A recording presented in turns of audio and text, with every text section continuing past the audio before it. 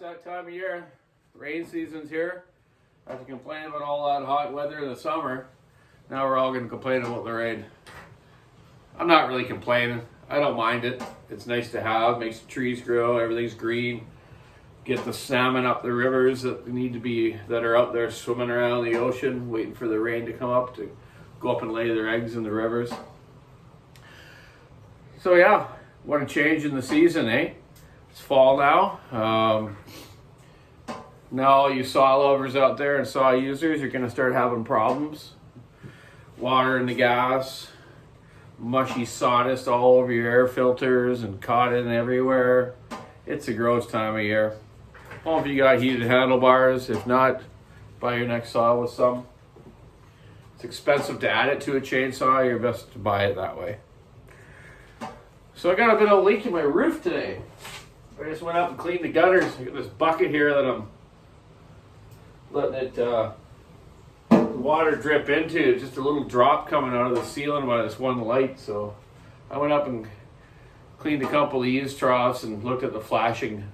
Looks like I need to repair something. I'm going to talk to Johnny about that when I get back to the shop. Don't want our roof getting wrecked. Yeah, so back to that, water in the gas, mushy stuff everywhere. Every time you pour gas and oil into your saws, they're going to get filled up with crap. So you know what? It was funny. I was looking at a new fuel filter that Husqvarna has, and so does Still. And there's one thing that you all out there need to be changing more. Husqvarna, right in their service note about their new fuel filter, says it should be changed once a month. I totally agree. If you're using a saw every day, once a month, throw a spark plug and a fuel filter in your saw. And, maybe an air filter, or just clean it good, or have a spare air filter and have it clean. So you get these really ugly days, you can just swap it out, put your good one on. Then at night, when you're back at home with some compressed air or hot water and soap, clean that filter good. The fabric type flock filters, don't use gas and oil on. The oil impregnates into that mesh, the fibers, and it clogs it. So it'll be like choking your saw. A lot of the saws now have carburetor compensators, so your air filter can be pretty dirty and it'll compensate for it. But that really isn't the way to be doing it. You still need to clean it. It's not rocket science, common sense, eh? So the reason they're going through these new fuel filters are with the MS 200s, 462, 500s, Huskies, auto tune stuff, because the fine particulates are getting into these carburetors, and a bit of, if you're using crappy gas like stuff with that ethanol, just the staining of that stuff gets into those meshes of the filters and clogs them up. Or gets past the filters and it's going into the carburetor and clogging the screen and your diffuser jets and whatnot in your carburetors. And then still the solenoids are getting sticky or a piece caught in there and they're sticking open, so they're flooding or not running right. Where the auto tune, they don't have that solenoid, but they have that microprocessor, and I believe stuff's getting into them too. Or into the diffuser jets of those carburetors. I've had a few lately. Almost brand new. I took them apart and they had stuff in the screen, so that old fuel filter isn't working as good as it should have been. So I recommend, there's new ones coming out that are instead of an orange end on the fuel filter on a Husky, they're going to be a blue now. 503-423202 is the part number, instead of 01 at the end, or the old part number of Husky filters forever. The new Still filter is 0000, that'd be 4 zeros, 350, 3518. That's the part number for that. And all these saws now too are using the little CMR 6H or 5H spark plugs. So make sure you got your right spark plug wrench out in the bush or in your truck or shop at home, so you can change that spark plug. It's basically a 5/8 socket, deep socket you'd use if you don't have the right bar wrench.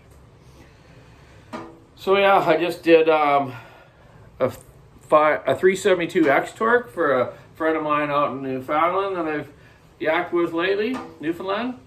I did him a little 550, and his neighbors are like, Oh my God, every time he starts it up, they think he's starting up like a YZ 125 dirt bike.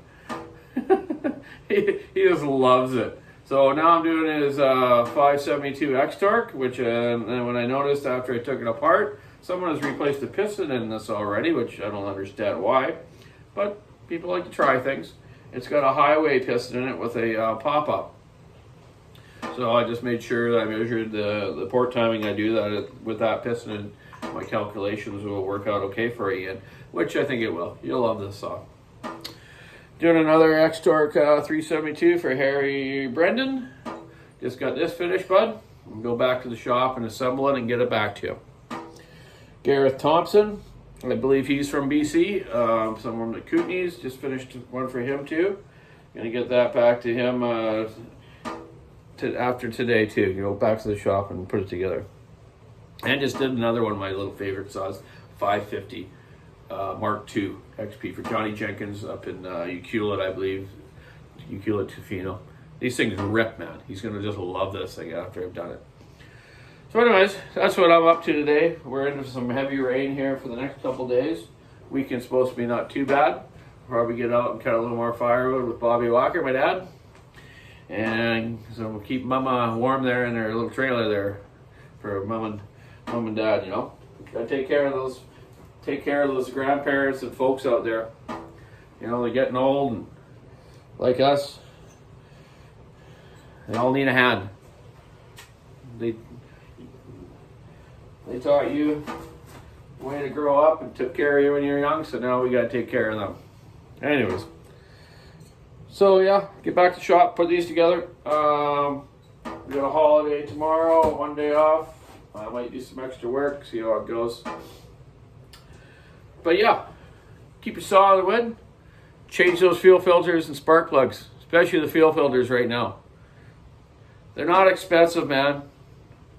Don't be cheaping out, because you'll pay for it in the long run when your machine's down or not running right. So as always, have a great week. Bye.